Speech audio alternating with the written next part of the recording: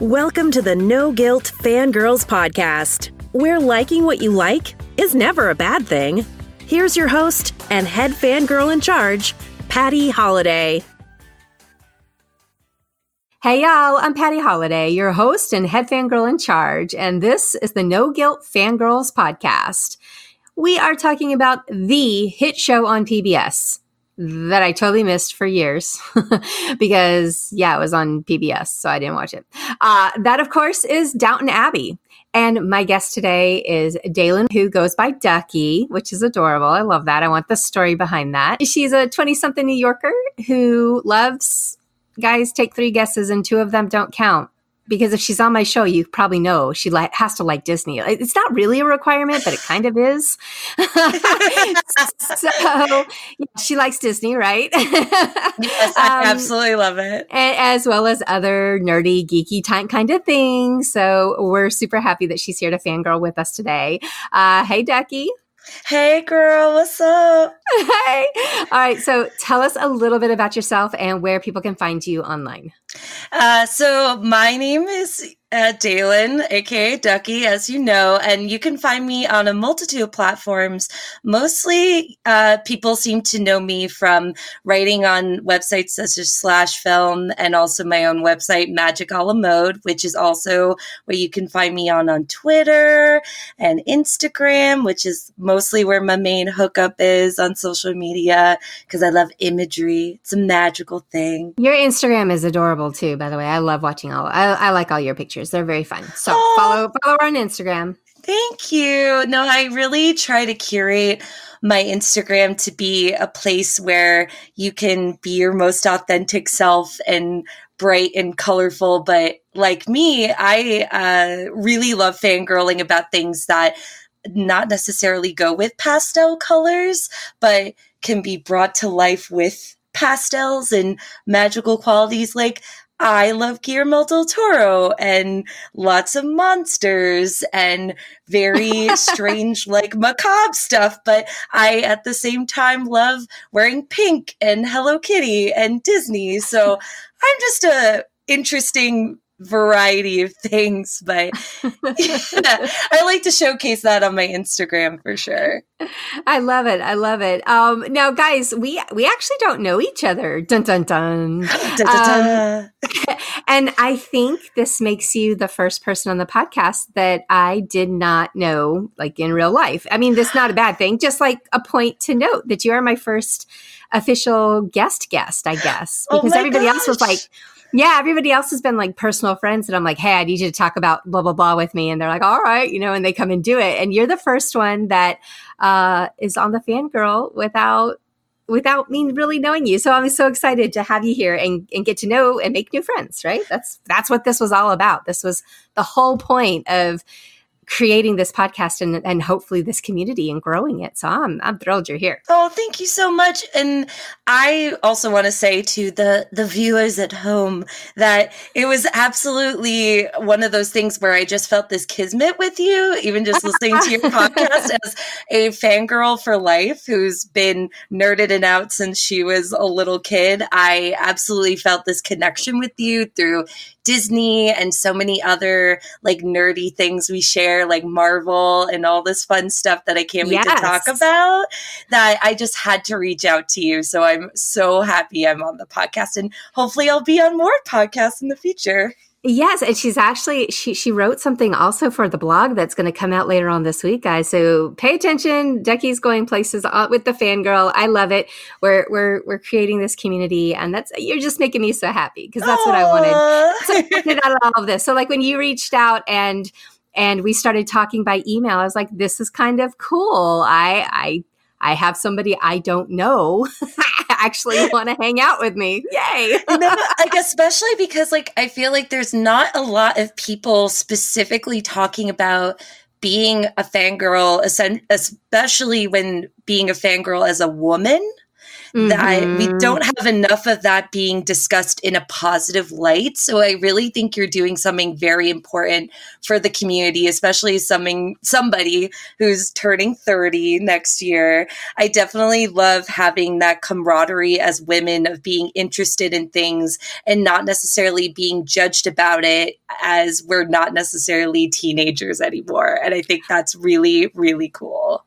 OMG, can you write the show notes? Because that's exactly that was exactly what I was going for, and how this all started was when you look at, the fandoms that are out there, especially in the podcast community, they're very heavily male oriented. And that idea of being a fangirl in some ways was almost made a joke and was looked down. And I'm like, there's nothing, it is what I am. It's not a bad thing, and that's why I say liking what I like. It's not a bad thing. Right. And so that was exactly what I was going for. So yay.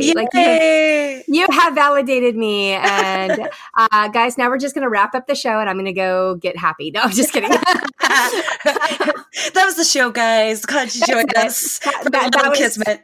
A little delightful surprise for me. So that was fun. Okay. And speaking of entertainment and fangirling, and even Instagram, that's exactly how we ended up getting together for this episode. You saw the Insta story that I posted, which, guys, if you want to follow me on Instagram, I am not nearly as adorable as Duckie, but I am at No Guilt Life. So feel free to do that. You saw my Instagram story about going to see the Downton Abbey movie. Yes. And I just had to reach out because I thought it was such an interesting decision that Focus Features did to release the movie early, as if to say thank you to the fandom who pays attention to early screenings. And I do have a fun story about my specific screening, but we'll get to that in a second. Yeah, definitely. I want to hear it. Oh, yeah, for sure. But I think it was a really brilliant idea of them. And so when I found out that there were other people, specifically you, who also got to go to one of those early screenings, I had to reach out and be able to talk about it because for me, Downton Abbey is something that you don't often find, at least face to face, that many fans who are younger than, we'll put it this way, the PBS age. Right. Well, that's why I said earlier, because it was on PBS and I don't watch PBS. I mean, I'm not nearly as young as you anymore. However, I am young at heart and I don't feel I'm at that PBS age. Right. And so I don't watch anything on PBS. I will admit that. Shame me all you guys want, but I don't watch it, And so yeah, I ended up getting involved or getting into Downton very late, mostly because the movie was coming out. And the movie, the trailers get me every time. All right, let's be honest. I get sucked into things by trailers. And the Downton trailer up on the big screen was so stunning and so beautiful and so brilliant. I was like, I don't even know what this is about, but I'm going to go see the movie. And then talking to friends, they were like, you kind of need to know what it's about, girl. So, so that's how I literally am a 2-week-old fangirl of Downton Abbey. Girl, I am clutching my Crawley pearls. I can't believe it. I know. It's crazy, right? It took me that long. It took the movie. It took me that long. So anybody that's out there thinking, I don't know Downton Abbey, I don't watch Downton Abbey. Look, neither did I. Literally 2 weeks ago, I sat down and said, I'm going to make this happen, or at least try and see what happens. And quickly, I was obsessed and absorbed. And I think I went through the first 2 seasons in 2 days, which wow. It's literally an all-day affair. So I sat for a season. I sat all day watching both of these. And my husband was like, are you ever going to get off the couch? No, sir, I am not. So yeah, that's kind of my little bit of history there. For anybody that doesn't know what Downton is about, Downton Abbey, it's a period piece that chronicles the lives of the British aristocratic Crawley family. It talks about them. It talks about their servants. This is all set in the earliest 20th century. What would you add to that description? Anything additional? So I would say Downton Abbey is one of those brilliant, kismet moments in television where So, yeah, first of all, viewers, you will have to forgive me. I am a film student, so I use a lot of very big, very posh words when I describe film and television, especially because one of the things I didn't get to mention is that as writing for Slash Film, I'm kind of a really big cinephile, and I'm trying to become a full-time film critic. That's like my dream. So awesome. yeah, I'm getting there, but I'm definitely trying to do that. So I have a lot of useless or useful in this way knowledge about film and TV. So forgive me if I sound a little bit, very, I guess, pretentious to some people. So I apologize if I come off like that, but I will try my best not to. I love it. Go for it. No, I need a little bit more of that movification myself. So just give me that education. I'll just seep it off of your brain and learn from you. So go for it. Tell me. So what would you say about Downton Abbey? Oh, absolutely. So what I would describe Downton Abbey is that it's this wonderful moment in television where we are able to experience the things that my mom and my grandma watched, like the magic of mini series or BBC series such as like Upstairs, Downstairs, and the sort of like period dramas and such that were kind of more popular in the 70s and 80s on TV, but to have a more modern context than we ever did before, because I tend to think that a lot of the time in pop culture, we seem to look at art like Downton Abbey and just assume that we have no connection to that time because we don't ourselves live in it. And therefore, we just assume by all default that all old things that came from that time, we will never be able to have some sort of deep emotional connection to. But the irony of Downton Abbey is that there is so many things that are incredibly relevant to this time, and especially for female viewers, I think that is 100% like the true deep mission of the writer Gillian Fellows. That's what he was definitely going for with the series, is taking this sort of look at history that we normally would just completely like write off as something we would have no connection to, but deep down, we really do as a society still reflect the same things that we see in the past that we do now. And I absolutely love that aspect of the series, especially when, in my opinion, what was so fascinating about the series is watching it at the time that it came out was very shortly after the recession. And the series has a very interesting point at which it is going very close to the time of the Great Depression.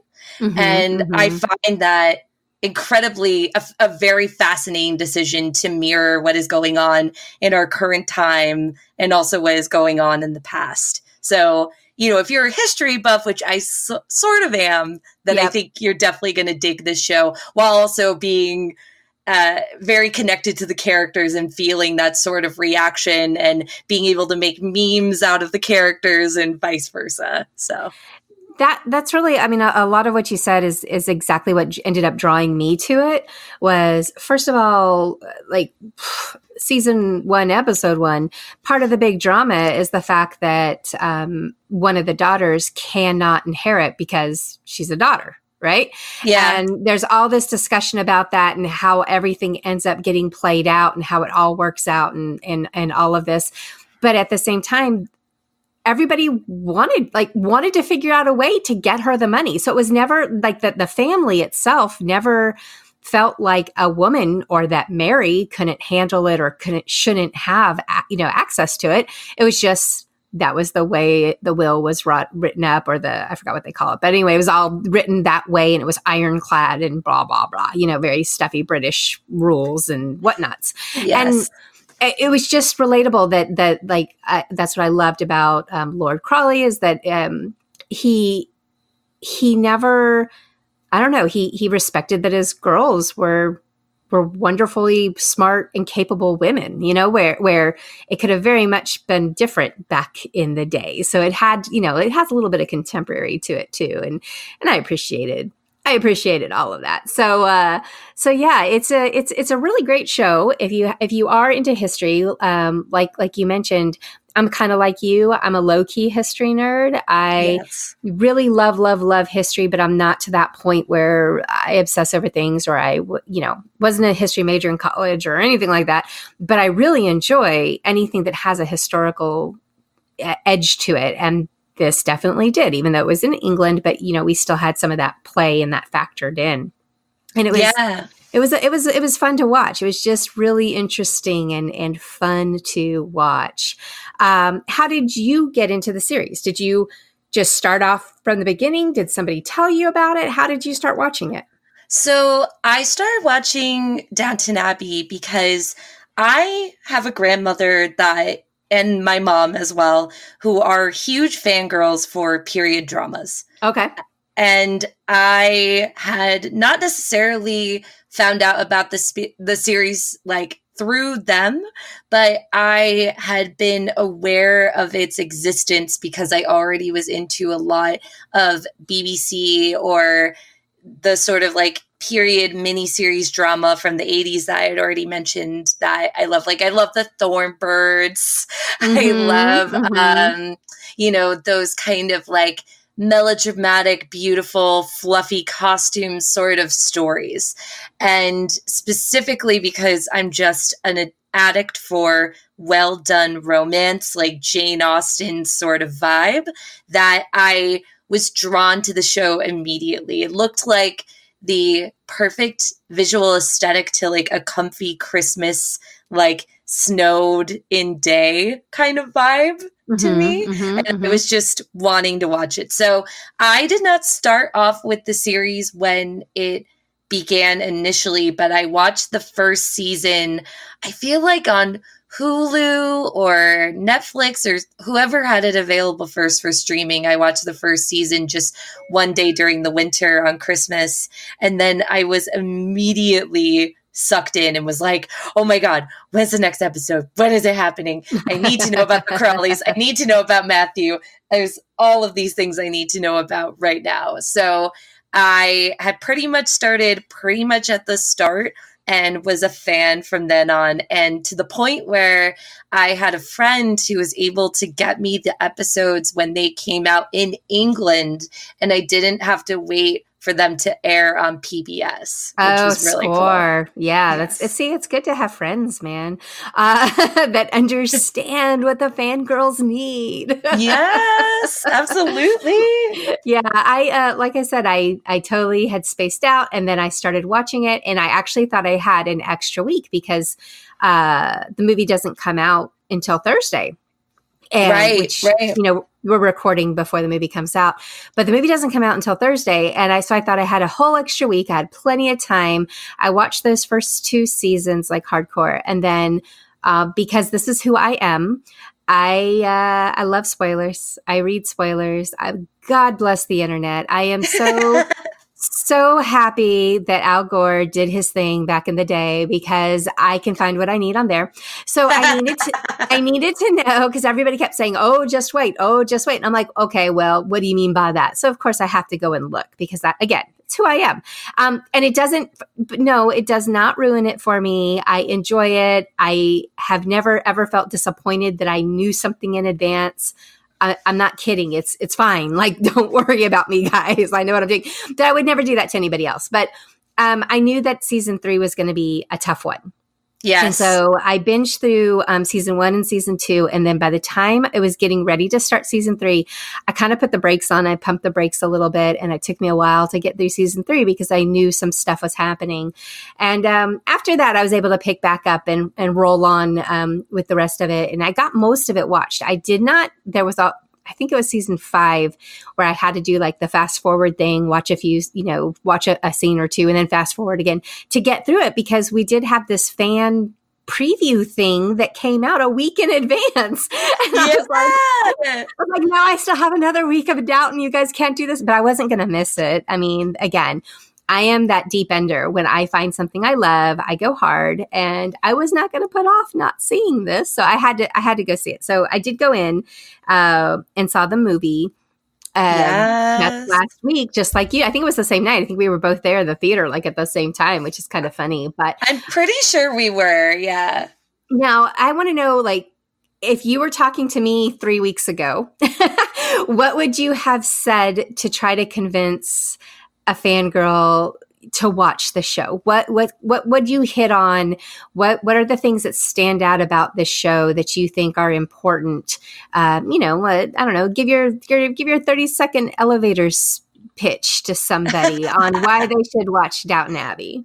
So I would say my pitch is take the majestic whimsy of a Disney movie, put it together with the warmth and comfort of wanting to have a pot of tea with some biscuits, and then also factor in the insane drama that you would feel on Game of Thrones minus the sex and violence, and you have Downton Abbey. Bam. I love it. That's perfect. Thank you. Thank you. Because I think one of the things that a lot of people seem to have like an initial feeling about Downton Abbey is that, oh, it must be like such like a comfortable show, and it must not really talk about dangerous things other than, oh, what's, Lady Mary gonna wear to the big fancy ball? Oh, girl, no. Right. Downton Abbey covers the hard-hitting facts and does not shy away from showing the true grit and grime of some of the things that were going on in that era. Like, there definitely is the glam, but there's also the grit. And I definitely think that's something that makes the show even a notch above some of the prior series that it's been inspired by. Oh, totally. I completely agree with you. And for me, what I would come back to whenever I think about how to explain why I love this show so much or why somebody needs to watch it, it is that these characters are all so fantastic and deep and oh my God, yes, amazing and complicated. And I mean, hello, Thomas, from start to finish. I was like, Thomas, I hate you. I love you. I don't know what I feel about you. Like everything about it was just so good. And, so for me, it's like characters. If you are really into character driven stories, that's one thing also to think about is, even though this is a period piece, and of course we're going to be, set in a certain time frame and whatnot, these characters are what made it for me. And like I said, there was these like slips of contemporary issues that we were talking about, but couched in that time frame. So it was just so good. All of it was just really, really good. Yeah, okay. No, it is. That's absolutely one of the things that makes it absolutely incredible.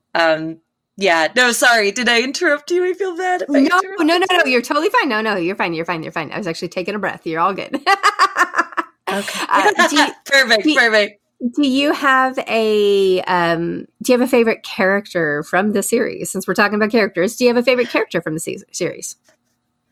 I actually have a little like collection trifecta of my favorite characters, but I will tell you that my initial favorite character, and still is my boy, is Bates. Mm-hmm. I am very much attracted to the, have it be that I'm probably very much someone who relates and loves and is addicted to Beauty and the Beast type stories. Mm-hmm. Bates is 100% my guy because he speaks to that sort of like, dark hero who came out of some really awful, terrible experiences, but then ended up having a redemption arc for him and a better life that is just so wonderful and magical. And I just love his sense of optimism, even through the toughest of times, which him and Anna, who's also one of my favorite characters, they truly go through the roughest of times. I would also say my other favorite characters, of course, you cannot love Downton Abbey without loving the Dowager herself. Because, yes, Dame Maggie Smith is a absolute treasure of media. She should always be protected and guarded and loved. But I would also like to say, unlike a lot of people of my age group and, at all any younger than I'd say adults that got to watch movies in the 70s, that I grew up with Maggie Smith in a lot of media that I loved. And I'm so happy that this show gave Maggie Smith a venue to be fully appreciated for the incredible actress that she is. So, especially because I grew up loving the film Hook, and she plays the older Wendy in that movie. I've always just absolutely treasured her. And let's see, who else is my favorite characters? And of course, my dreamboat of dreamboats, R.I.P. Matthew. I love him to pieces. And I'm also, one of the things that I'm a huge fangirl for is Dan Stevens. And I will happily talk about Beauty and the Beast connection. I'm following. I gotcha. Yes. So for the viewers at home, I am a huge Beauty and the Beast fan. And I'm also low-key trying to write a book about Beauty and the Beast adaptations and media adaptations related to them. Ooh, exciting. Thanks. Yeah, it's one of my nerdy projects I'm trying to get off the ground. But and I definitely feel like a lot of the actors or talent that later would be connected to adaptations of that, I seem to have a very big draw to, not automatically, but somehow they end up being related to the things I love. So definitely Matthew/Dan Stevens is someone I have a huge connection to. And I would say of the girls, Lady Sybil is my girl. So I don't know what it is that I end up loving the two characters that died so early in the show.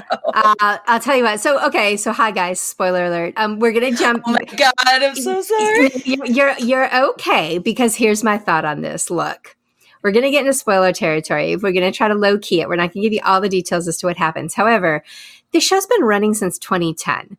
So if you were a loser like me and didn't get on board before now, it's kind of your own fault. I love you, but it's kind of your own fault. Okay. This is some tough love. I'm just trying to speak from a place of safety here. We are going to talk a little bit about those things, but you've had lots of time to catch up. But I will also put it in the show notes. Hopefully you'll read those before you click play, just so FYI, there are some spoilers coming.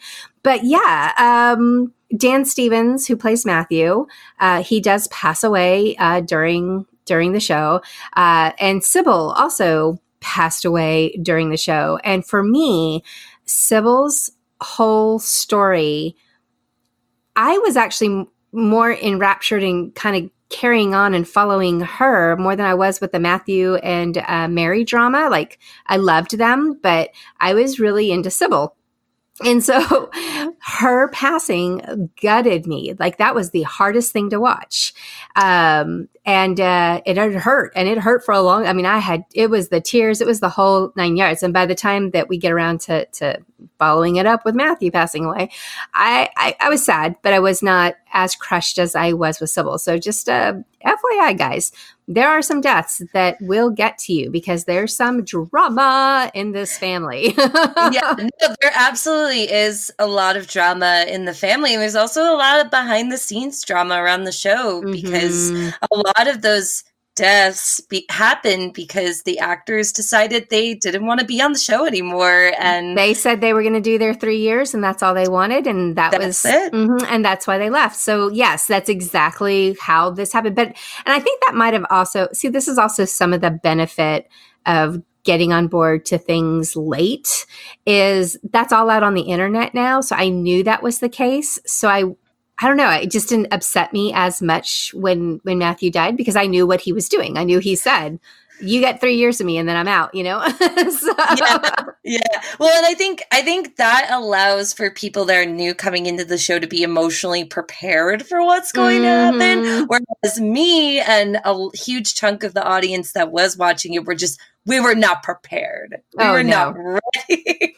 Well, I mean, and how could you be? Once you start watching this show, Matthew in particular, like you can't find fault in this guy. He's a great guy. And so that I can understand how that would have been tragic to the fangirls out there when it happened. I totally get it. The thing for me is like, Matthew is one of those characters that I think is so interesting to watch because he starts off as this normal guy that just has no concept of what like lies ahead for him because of the tragic events that happened in the first episode. And he just ends up in this world and his whole life is completely altered just by this one simple moment in history. Mm-hmm. And I love those kind of fish out of water stories. And I think Dan Stevens, even before I knew anything about him, after watching just this one performance of his, I think he captures that sort of naive innocence with a little bit of a, perfect anomaly of all the famous British heartthrobby type period drama characters so perfectly. He does it like absolutely to a T. He was just fantastic. I got on board with Matthew very quickly, so I understood where people were coming from. And the funny thing for me was I had no idea, it was Dan Stevens. It didn't connect until my friend who I also recorded a little bit of a Downton Abbey session with as well. So guys, you're going to get 2 Downton Abbey sessions this week because we love it so much. But Tanya did the same thing. She was like, but it's Dan Stevens. And I literally looked at her and was like, who? And she was like, I cannot with you. She was just like, get out. She was, she also has a Beauty and the Beast tie-in as well, which is it's just really funny. I should have ended up having you guys all together, but hers was a very impromptu recording. We were in my car after the movie talking. I was like, oh, hey, I have the recorder. Let's just talk about this real quick. And so I haven't even listened to it yet. I don't even know if it's usable. We'll find out. I hope it is, because that would be such a cool like narrative thread for like me and her to have this very similar I'm telling you, all fangirls, we all like run in the same orbit in some way, shape, or form and connect. But anyway, so now do you have kids? Are you a parent? I am not a parent at all, but okay. I have a lot of younger people in my life that I adore to pieces. Okay. So here's my thing. When I was going through my binge, because I was doing such a deep, huge, crazy binge, there was no way my family was not going to see me watching this, right? Mm-hmm. My 8-year-old sat down and watched quite a bit of Downton Abbey with me. Now, that confession, some people are like grasping their pearls and going, oh my gosh, I can't believe you let your 8-year-old watch Downton Abbey. But I think you'll agree with me. Yes, there were some very heavy scenes and very heavy storylines, but kind of in general, it's not big on like blood, gore, violence, language. I was actually surprised she sat and watched it because I didn't think she'd be all that interested. Yeah. So from a parent movie review or you have younger people in your life that might be interested in watching this, do you kind of agree with me that it's one of those situations that, while it's not my first choice, I'm not going to say I sat her down and said, hi, let's watch Downton Abbey together. You could do worse, right? Yeah, I actually think that Downton Abbey is an absolutely perfectly fine show to show children who are like at least in that like 7 to 8 to 9-year-old range is a good starting off point, because it's a really interesting way to look at history, mm-hmm. but also has, again, like that fairy tale quality that I think translates very well to different age groups. And especially as someone who was a kid that grew up a lot with, like I said, like a lot of those kind of BBC miniseries and dealt with a lot of those very serious adult topics, but in a much more fantastical, glamorous, easy to digest way. I think it's actually like a really great thing for kids to watch. So bravo to you being the mom of the year showing that, because I think my mom would also have shown me the Downton Abbey if that was available to me as a child. So yeah, like I said, I've made worse choices. Let me just put it that way. I've made worse choices. And she didn't watch some scenes and some, shows she missed a bit. But I just felt like overall, parents, if you you decide to watch it. And that's actually a really kind of a good point. If you have a kid that's interested in history, this might be some way to foster that love of learning in a wonderful show. I mean, it's really, it was fantastic. And I have nothing but good things to say about the entire series. And I'm so glad I finally got on board. I mean, it took me long enough, but I'm so glad I'm so glad you got on board too. Like, especially because like now, like, you know, and you could also do this with your young one, that you guys might be able to foster new interests based on liking Downton Abbey, like getting into other BBC series or being able to go to, like, I was very lucky because I'm a New Yorker that I was able to go see the Downton Abbey exhibit that was here in the city for a very long time a few months ago. Or I'm sorry, like a year ago, actually. Oh, time goes by so fast. And they recreated the entire Downton Abbey house inside of this building. Oh, and you awesome. could see all of the costumes and props, and they set it up like you were in the kitchen with Mrs. Patmore, and it was just absolutely wonderful. So I hope that this can foster people to have more interests that branch off from Downton Abbey, like for you and your little girl, or like, you know, for me taking my friends who weren't necessarily interested in history and taking them to museums to see things that are related to the show. Like, I think it's actually one of those pieces of media that's really important to kind of expanding your view and your palette, so to speak. Yeah, no, definitely. Yeah, well, okay, cool. I'm glad to hear like that it's not this terrible parenting choice that I made. She's very mature about stuff like that, and like I said, I was surprised she actually, for her age, that she was interested in as long as she was, but. I definitely see how it could be something that we can talk a little bit more about, and because she's had more questions since we stopped watching it. So, that's a very good point that it might actually be a way to get people to expand themselves a bit and expand their minds and their interests. And hey, you know what? I think that's something that the Dowager Countess would approve on. And you know, she's never wrong. So yes. Now, let's real quickly talk about the movie in general.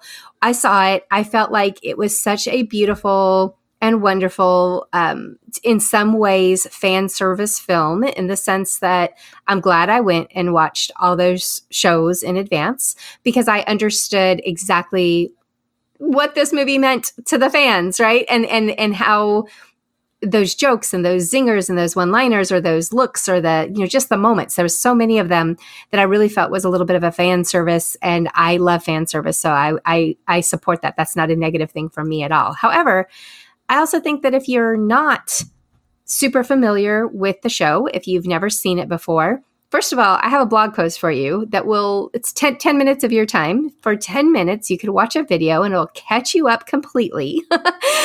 So if you need to go in kind of cold turkey and you want to see Downton Abbey, the movie, I've got that. And I'll put that as a link in here for you guys to check out. But I think that even if you don't know a lot about it, you're still going to enjoy it because it's beautiful and it was funny and it was entertaining and there was some intrigue and it was a good movie. I gave it 2 thumbs up. I enjoyed it. What about you? What were your thoughts when you came out of it as a fan? I definitely agree that I think it was an absolutely wonderful love letter to the fans of the show, that it had every single little aspect of things that we were looking for in a continuation of the series in movie form, but also had that beautiful like cinematic touch that was just wonderful to see. And it gave me and my friend and my mom, we all saw it together, these wonderful bonding moments of just remembering the things from the show, but being able to enjoy them with a large group of people who love the show just as much as us. And if this movie does anything, I hope it makes that sort of bonding experience for people, while also like giving moments of, what do I want to say? Giving moments of reflection on the things that maybe could have been dealt with better at the end of the series, but this movie sort of fixes, which I actually really appreciate a lot, especially when it comes to Tom. Yes. He gets so much redemption, which made me feel so awesome. So yeah, I really was pleasantly surprised with how much Julian Fellows was able to do with all these characters in 2 hours, while also making it a big, giant hug from him to the fandom of this show. Oh, totally. Yeah. I loved it. I thought it was beautiful and wonderful. And I was so glad that I got into it enough to really have that feeling coming out of it. It was very satisfying and fun and interesting. And when I came home, my husband was like, "So what did you think? Was it great?" And I said, "Well, it was like a really long episode of Downton Abbey." And I feel like that's a total win. That's a positive. That's nothing negative at all. That's what we want, right? As fans, we didn't want them to mess with it too much. It was and the stories that they chose to tell. And like you said, when they focused on Tom, I loved what happened with Tom. I don't want to spoil anything for anybody because I want you to go see the movie, guys. Yes. But I love what they did with Tom. I really loved what happened with Thomas at the end.